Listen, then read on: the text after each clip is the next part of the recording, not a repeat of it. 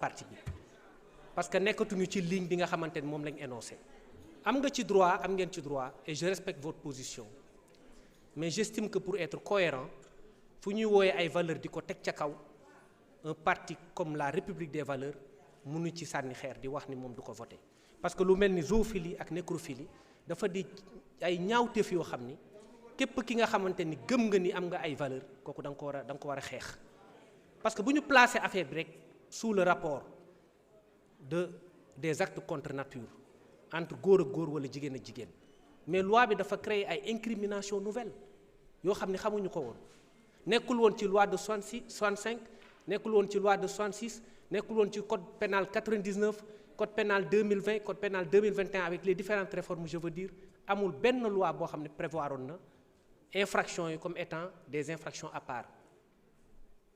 à l'exception de l'attentat à la pudeur parce que bu njëkk ku ko def dañuy wax attentat à la pudeur avec des peines très faibles cette loi-là est une loi révolutionnaire c'est à ranger dans la catégorie de ce qu'on a appelé ou qu'on a pu appeler en légistique les belles lois cette loi est une belle loi et je vous exhorte vous avez le droit de dire non en tant qu'opposant je vous exhorte à reconsidérer votre position au vu des explications que je vais vous donner parce que am na incompréhension yoo xam ni mën nañ ci waxtaan d'abord dañuy partir ci constitution bi constitution Sénégal dafa ne le mariage et la famille constituent la base naturelle et morale de la communauté humaine Sénégal lay wax ils sont placés sous l'autorité et la protection de l'État lii jur ay nit mariage moo koy def ak famille te am na loo xam ne bu ñu tendance boo xam ne bu ñu ko jëlee rek la race humaine va disparaître donc ñun dañu am liggéey ñun ci suñu génération ak àdduna bi ñu nekk ñu sauvegarder la race humaine am na comportement yoo xam ne bu ñu koy adapté rek day fay la race humaine te loolu état mënu ko seetaan loolu moo tax li nga xamante ni moo koy indi mooy ay actes contre nature ay tendances sexuelles yoo xamante ne day limiter la procréation wala mu koy annihiler wala mu koy neutraliser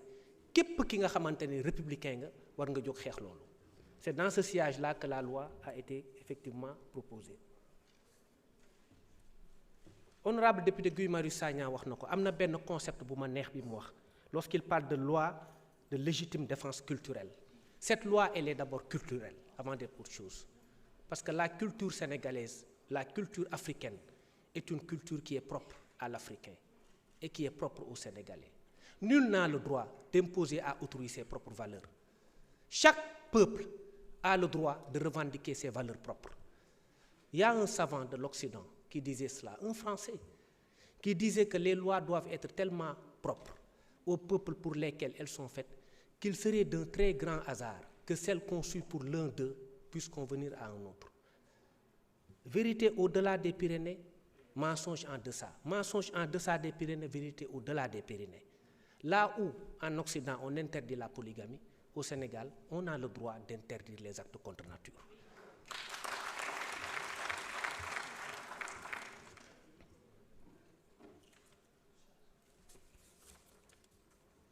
Sur le plan maintenant du droit dafa am débat bu ñu agité sur la criminalisation mais loolu peut-être ñàkk a xam texte yi moo tax parce que dañu jàpp ne criminalisation peine la rek alors que du loolu le délit mën na gën a relever en termes de peine que le crime mën nga def ce qu'on appelle le meurtre xam nga meurtre mooy homicide volontaire mooy le fait d'attenter à la vie d'autrui intentionnellement assassinat mooy le fait de supprimer la vie avec guet-apens et préméditation mais ñoom ñaar bokkuñu àtte parce que assassinat peine de mort la temps yi peine de mort di am commis ko léegi en travaux forcés à perpétuité meurtre 10-20 ans mais boo xoolee boo jógee foofu nga dem ci benn délit simple supposons l'ancien délit de l'acte contre nature mais délit boobu mënoon na gën a diis le meurtre en lui-même parce que même donte da nga def meurtre wala nga def assassinat mën nañ la condamner juróomi at mën nga def tey acte contre nature bi peine bi c'est une peine criminelle, c'est une peine de 10 ans. La peine de 10 ans est une peine criminelle. Donc délit la, mais la peine est une peine criminelle. mën nga def meurtre ñu condamné la 5 ans nga def acte contre nature ñu condamné la 10 ans ba pare ñu verrouiller ko en plus ni ñu ko verrouiller mooy mënoo wàcc 5 ans alors que mën nga def meurtre sax wàcc 5 ans moo tax débat bi sur la criminalisation est un débat qui est sans intérêt. Je vous lis les dispositions de l'article 432 du Code pénal. 432 c'est en matière criminelle. bu fekkee nit dafa def crime dañuy wax nuñ ko àttee dañu naan sauf disposition contraire expresse de la loi les peines prononcées contre celui ou ceux des accusés reconnus coupables en faveur de qui la cour d'assises, l'ancienne cour d'assises devenue chambre criminelle, aura déclaré les circonstances atténuantes seront modifiées ainsi qu'il suit. Si la peine prévue est la mort amatul léegi c'est les travaux forcés à perpétuité. La cour appliquera la peine des travaux forcés à perpétuité ou celle des travaux forcés à temps de 10 à 20 ans. xam nga jóge nañ ci mort léegi wàcc nañ ci 10 à 20 ans bu la juge bi alloué circonstances atténuantes ñu ñëwaat. Si la peine prévue est celle des travaux forcés à perpétuité, la cour appliquera, dans le cas où la cour estime devoir vous accorder des circonstances atténuantes, la peine des travaux forcés à temps de 10 à 20 ans ou celle des travaux forcés de 5 à 10 ans. xam nga ñu ngi wàcc. Si la peine est celle de la détention criminelle ou de la dégradation civique, la cour appliquera la peine de l'emprisonnement de 5 à 10 ans ou celle de l'emprisonnement de 2 à 5 ans. Pourtant on est en matière criminelle. moo tax débat bi amul solo xam nga wàcc nañ ba 2 à 5 ans alors que fii ñun 10 ans lañ wax pourquoi ñu ne 5 à 10 ans pourquoi l'option de ne pas en faire une infraction criminelle parce que crime procédure bi moo diis l'instruction préparatoire mooy la saisine d'un juge d'instruction est obligatoire en matière criminelle. Ça, c'est l'article 70 du Code de procédure pénale qui le dit. Crime bu amee rek même loxo ci poche da ngay dem ñu saisir juge d'instruction mu jël temps am yépp ci diggante bi mën nga feebar ñu bàyyi la affaire bi mën na am prescription ñu bàyyi la juge bi mën na fàtte ñu bàyyi la wala faille de procédure avocat bu xarañ génne la yooyu yépp mën na ci am juge bi dossier yi bari waaye ci moom boo xam ne du ko mën a àtte normalement juge d'instruction bi la parce que la saisine du juge d'instruction en matière criminelle est une saisine obligatoire kaso yu fees del tey kaso yi bu ñu feesee nii fees bii c'est la matière criminelle moo tax mu fees muy viol muy trafic de stupéfiants vol de bétail. Je vais vous donner les statistiques en la matière.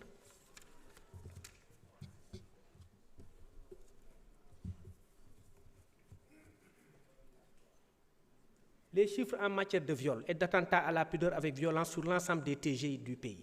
Tribunal de grande instance. 2021, il y avait 506 cas. 2022, 519 cas. 2023, 623 cas. On constate donc que pendant ces 3 années successives, les chiffres sont en progression, malgré la criminalisation du viol. Mu des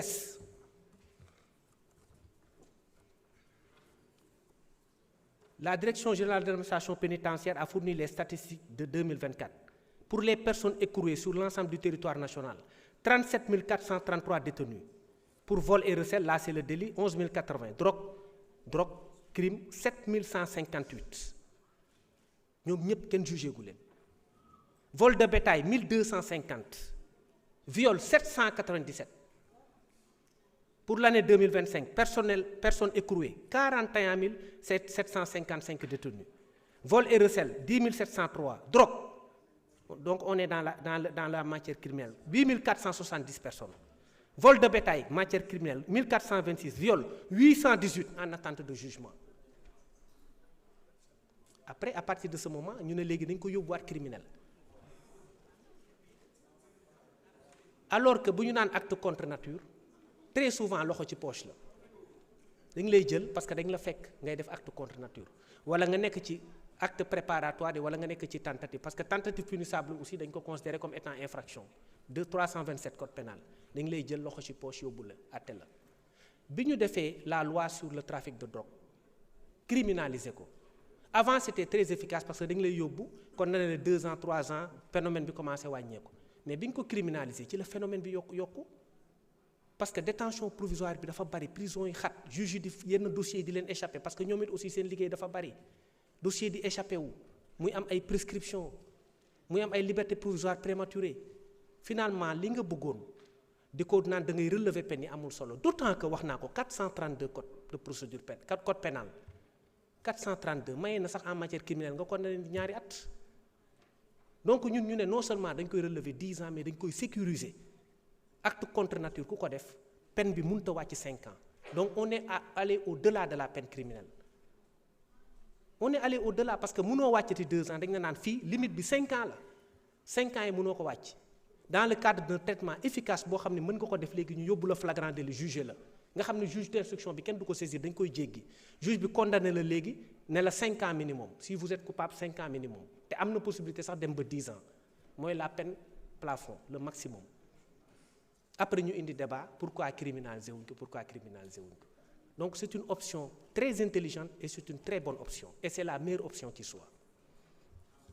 leneen li mooy sur damay leeral rek que situation yi nga xamante ni temps yi moo am ñoom c'est pas là cette loi là qui va s'appliquer à eux pour l'instant les personnes am na député bu ko fi posé qui ont été arrêtés parce que la loi pénale plus sévère ne rétroagit pas mais keneen ku ñu fi jàpp après que cette loi soit promulguée da ngay dugg ci loi bu bees bi 5-10 ans jusqu'à 10 millions d'amende sans compter les autres peines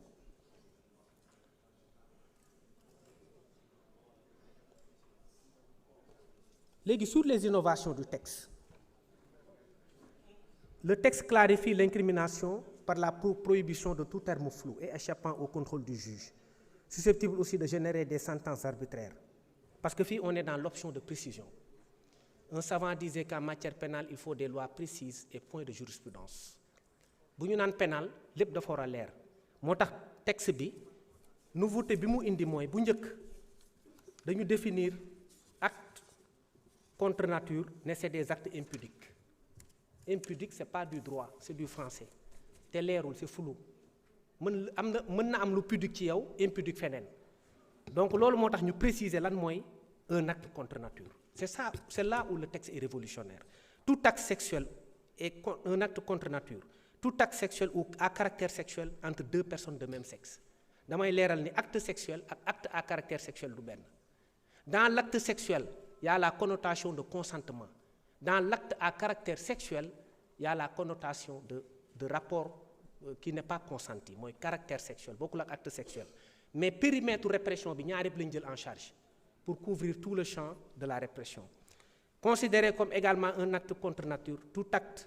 sexuel ou à caractère sexuel commis par une personne de l'un ou de l'autre sexe sur un cadavre humain ou sur un animal lii aussi lu bees la c'est une nouvelle incrimination parce que ku sëy ak mala wala ku sëy ku génn àdduna dañu considérer ne loolu acte contre nature la moo góor ak góor bu sëy ak jigéen bu sëy ñoo yam toute personne qui aura commis un acte contre nature sera punie d'un emprisonnement de 5 à 10 ans et d'une amende de 2 millions à 10 millions sans préjudice de peine plus grave en matière de viol et de pédophilie foofu aussi mën na am même au-delà de l'aspect efficacité de la peine am na une possibilité de cumul parce que mën na am viol boo xam ne dañ la ci ak loi bi impliqué na également une aggravation de la répression mën nga jël 20 ans du fait de cette loi parce que le viol est un crime donc lu ñu naan également criminaliser wuñ ko loolu dafay duggaat fii encore viol bi ak pédophilie bi dañ ko dugal ci répression acte contre nature ne léegi bu ñu nee par exemple def nga acte contre nature 5 à 10 ans boo ko defee mu nekk viol wala mu nekk pédophilie exclurul dans le cadre d'un concours réel ou d'un cumul réel d'infraction ñu condamné la à 20 ans 10 ans fii 20 ans fële et la plus haute expression pénale va s'appliquer day nekk 20 ans su boobaa on est de plein pied dans le criminel beneen affaire bi mooy ñu ne si l'acte contre nature est commis avec un mineur le maximum de la peine sera prononcé quel est le maximum de la peine c'est 10 ans 10 ans je l'ai dit c'est une peine criminelle le juge ne pourra prononcer le sursis fii également ça c'est le venin du texte le juge ne pourra prononcer le sursis ni réduire l'emprisonnement au-dessous wala ñu naan en deçà benn la c'est admis en légistique au-dessous du minimum de la peine prévu à l'alinéa 2 du présent article. Le minimum de la peine, c'est 5 ans. Donc, mënoo jël moins de 5 ans. En matière correctionnelle, l'article 433 nee na mën nañ wàcc di wàcc waxuma 432 bi ma lire léegi c'est en matière criminelle mais en matière correctionnelle nee na mën nañ wàcc di wàcc 433 ba même considérer que li nga def nga ko mais amende rek lañ lay appliquer 433 dafa ne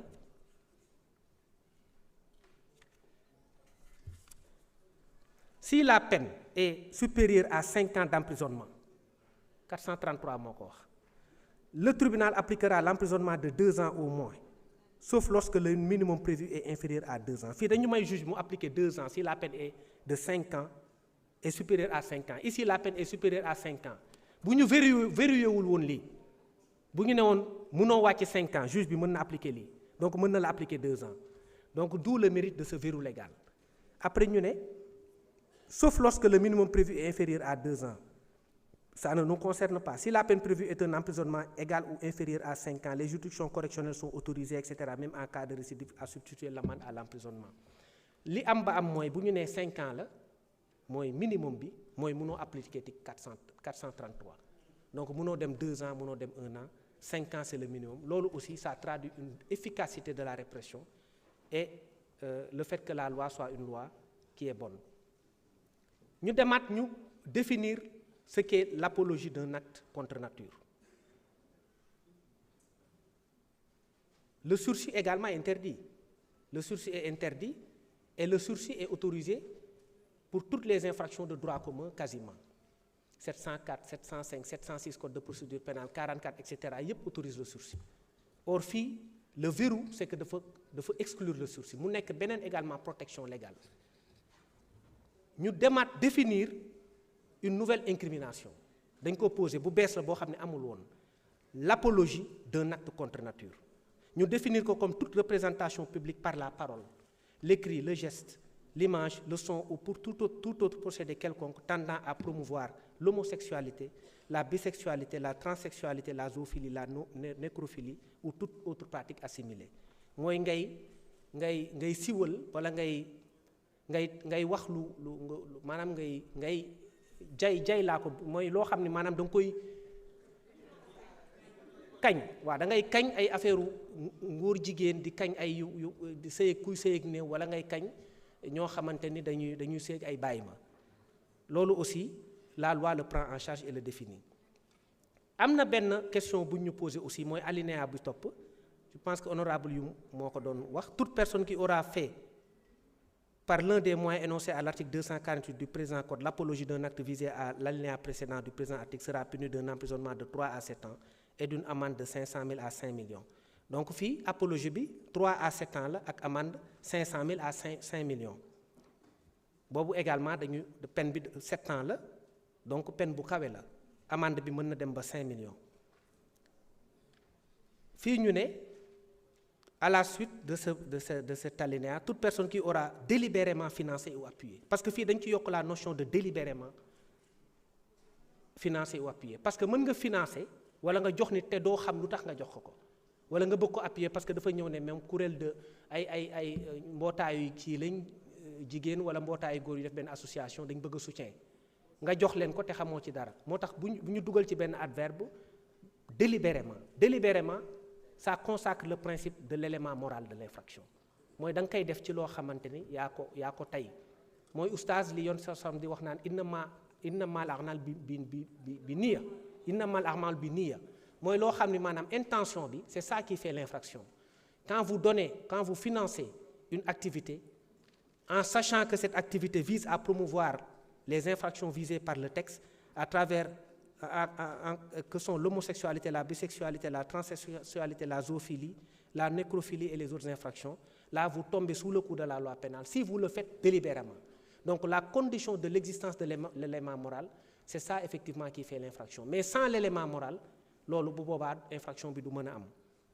te cet élément moral là est laissé à l'appréciation du juge bi mooy xool ndax xam nga ko wala xamuloo ko. Après, les personnes déclarées coupables des infractions prévues aux alinéas précédents du présent article seront privées des droits de l'article 34. Fii mooy inéligibilité bi parce que dañu jàpp ne kuy def yi mënoo yóotu nguur wala ngay prétendre à des emplois publics. Donc loolu aussi beneen affaire la boo xamante ni débat yi génnewuñ ko mu nekk beneen protection également légale qui consiste à prévoir des peines d'inéligibilité. mu am leneen loo xamante ni suscité na fi débat mooy le dernier alinéa qui dit que toute personne qui aura dénoncé par l'un des moyens énoncés à l'article 248 du présent code l'un des actes prévus au présent article de mauvaise foi sera puni d'un emprisonnement de 2 à 5 ans. L'honorable député Youm a agité la question de la dénonciation. Ici, la dénonciation s'entend comme le fait de porter une information à l'attention du public. C'est différent de la dénonciation calomnieuse classique de l'article 362 qui réprime la mauvaise foi du dénonciateur qui porte à la connaissance du procureur, de l'autorité de poursuite en tout cas, de l'autorité administrative ou de toute autorité chargée de donner une suite à l'affaire, comme même un simple employeur, qui porte à son attention une dénonciation qui se trouve calomnieuse après que cet employeur ou cette autorité a classé l'affaire sans suite. C'est-à-dire que boo ñëwee yow ne procureur kii dafa defkatu lu bon la nga saisir procureur enquête ne classement sans suite kooku nga def loolu mën na la porter plainte loolu c'est la dénonciation calomnieuse classique bokkul ak bii beneen incrimination bu bees encore bii c'est une nouvelle dénonciation calomnieuse qui ne s'entend pas de la dénonciation calomnieuse à l'autorité mais au public. Fii weeje bi la loi pénale bi di réprimer fële après la ñu lay mën a condamner fii avant. Donc le souci du législateur ici c'est d'anticiper la répression, c'est de ne pas attendre que mu am classement sans suite wala mu am une décision de relax pour ñu enclencher la procédure. Mais fii dès que yow de mauvaise foi sur le fondement de l'article 248 naa ko lire da nga dénoncer ay faits à l'opinion te xam ni mënoon nga ko jox à une autorité bu boobaa da ngay tomber sous le coup de cette loi là. Les peines sont différentes aussi parce que dénonciation calomnieuse bi c'est 2 à 5 ans et des amendes de 500 000 à 2 millions. La lourdeur de la peine n'est pas anodine parce que dañu nekk ci environnement boo xam ne réseaux sociaux yi dañu commencé yàq der environnement bu xaw a nocif la da ngay jël benn père de famille nga def nga yóbbu turam fu ne yàq famille am yàq léppam yàq àddunaam su boobaa loi bi aussi da koy jël en charge dafa bëgg a décourager phénomène boobu mais c'est pas parce que dañ ko def pour ne kenn du dénoncer déedéet la dénonciation calomnieuse bi am na ba pare mooy nga dem saisir procureur wala keneen mais waxuñu la nga dem jël tama taxaw ci penc di tëgg naan Guy Marius Sagna lii la kële lii la loolu nag la ñuy décourager te loolu aussi mënuñu ko admettre ci société dañu ne par l'un des moyens visés par l'article 248 mooy booy dénoncer affaire bi en public ñu ne ci moyens yi les moyens de diffusion publique sont définis par l'article 248 du code pénal qui dit sont considérés comme moyens de diffusion publique la radiodiffusion la télévision mooy nga dem ci rajo wala nga dem ci télé wala nga dem ci cinéma wala nga dem ci presse wala nga def affichage jël photo Guy wala keneen nga affiché ko yàq deram ne kii lii la ñëpp di ko gis l'exposition nga exposé ko tamit la distribution d'écrits nga bind ay flyers di ko joxe ou d'images de toute nature de discours wala ngay way ay chants ay cris ou menaces proférées dans les lieux ou réunions publiques ou en général tout procédé technique destiné à atteindre le public. Et tu non seulement def nga lii déjà foofu pour man mauvaise foi bi sax ëpp na mais ñu yokk ci ne boo ko defee sax de mauvaise foi lañ lay condamner. Ça veut dire que yow mii sax yow protégé nañ la au maximum mooy boo nekkee un père de famille vigilant et prudent doo dugg ci lii ñu ne la yow bul dem ci pénc di yàq der yamoo ci nga dem ci pénc di yàq der ba pare bëgg a yàq der boo xamante ni da nga ko def parce que da nga ce qu'on appelle une intention de nuire boobu c'est un cas d'exception boo xam ni nit ki bu ko defee rek dafa bëgg a yàq dëgg moo tax mu def ko loolu moo tax la loi aussi prévoit certaines situations moo tax c'est une loi parfaitement équilibrée cette loi-là est une loi parfaitement équilibrée fii nee na boo defee lii am nga 10 ans juge bi mënta wàcc ci 5 ans fii ne yow it aussi boo yàqee deru nit ba pare bëggoon yàq deram nga def ko bu boobaa aussi am nga peine boo xamante ni da nga koy subir bu ko defee day nekk loi bu équilibré une loi boo xam ni vraiment ak foo ko mënti nat pour man c'est une loi presque parfaite te yàq der aussi dafa yàgg ci aada boo demee ci même alxuraan sax daf koy expliquer ci Sayyidatna Aïcha ñu doon yàq deram ba alxuraan wàcc àtte surtout Nour je crois yooyu yëpp ay kii la yoo xam ni buñ koy rappeler rek dañu bëgg a wane ni am na loo xam ne aussi bu fekkee nit ki da nga ko bëgg a def te tey ko su boobaa da nga war a xam ni am na ay conséquences yu la ci nar a fekk boo gisee ni nit day def dara nit day def lu bon nga jël dénoncer ko à l'autorité mais amoo benn droit taxaw ci pénc di def yi par des moyens de diffusion publique pour yàq der loolu la loi bi jël en charge li ci des mooy certaines questions qui ont été posées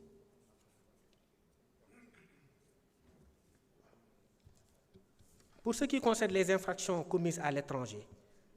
l'article 664 du Code de procédure pénale relatif aux infractions commises à l'étranger prévoit que tout Sénégalais qui, en dehors du territoire de la République, s'est rendu coupable d'un fait qualifié délit par la loi sénégalaise peut être poursuivi et jugé par les juridictions sénégalaises si le fait est puni par la législation du pays où il a été commis. Par conséquent, en vertu de cette disposition, l'acte contre nature commis par un Sénégalais à l'étranger ne pourra être poursuivi et jugé par les juridictions sénégalaises que s'il constitue une infraction dans le pays de commission.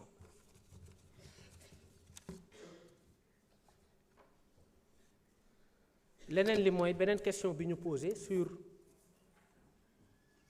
incrimination de la dénonciation wax naa ko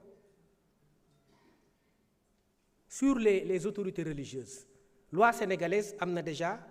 un texte l'article 233 damay rappeler ni article 233 dafa tere ngay outrager kilifa diine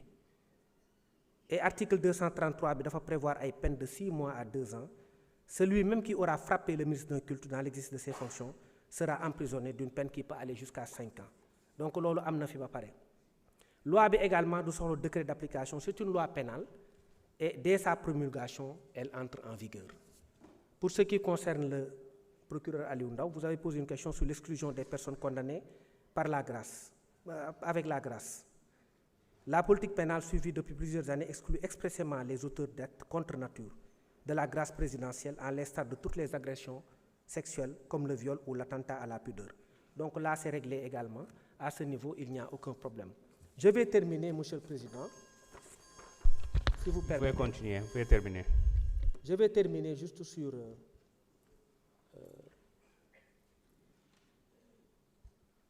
un peu rappeler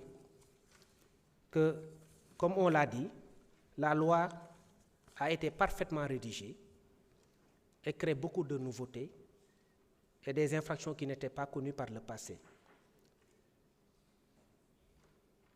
wax naa ko rappelé naa ko honorable député Abdou Mbow sur la peine expliqué naa lan moo tax cette peine cette répression est efficace plus que par le passé te tamit aussi am na loo xam ni waxtaan wax dëgg ca la bu njëkk li daan na am mais amul woon benn action pour éradiquer ko tey peut-être les anciens wala l'ancien régime wala ñeneen bu fekkoon dañu jóg comme ñun nu ñu jógee chaîne de transmission bi sax dañ koy arrêter. Mais il a fallu que affaire yi bu njëkk protection peut-être moo doon am je ne sais pas mais léegi protection amul dañuy bàyyi que ce soit la DIC ou la section de recherche ñu ngi def liggéey bu mucc ayib te amul benn autorité aussi placée qu'elle soit buy téye enquête yi dañuy bàyyi ñëpp ñu leeral parce que il faut aussi qu'on coupe la chaîne de transmission du VIH et ça c'est extrêmement grave ça pose un problème de santé publique et il faut qu'on prenne toutes les mesures pour éradiquer le phénomène. Je finirai par dire, honorable député, que cette loi que vous allez voter aujourd'hui montre que le Sénégal est un grand pays. Le Sénégal est un pays souverain. L'agenda national de transformation Sénégal 2050, ne l'oublions pas, est ancré dans des valeurs fortes. Nous avons une culture propre. Nous avons des lois qui doivent s'accommoder de nos cultures. Et nous avons le droit de légiférer en fonction de nos réalités propres. Et je l'ai dit tout à l'heure, Un pays souverain doit assumer cette souveraineté. Le Sénégal est un pays ouvert au monde, mais ancré dans ses propres valeurs. C'est à partir du départ qu'on prend de nos propres valeurs pour nous ouvrir au monde. Mais cette ouverture au monde ne peut justifier un abandon de nos valeurs. Et nous tenons à ces valeurs que nous garderons, Inch'Allah, par la grâce de Dieu. Je vous remercie.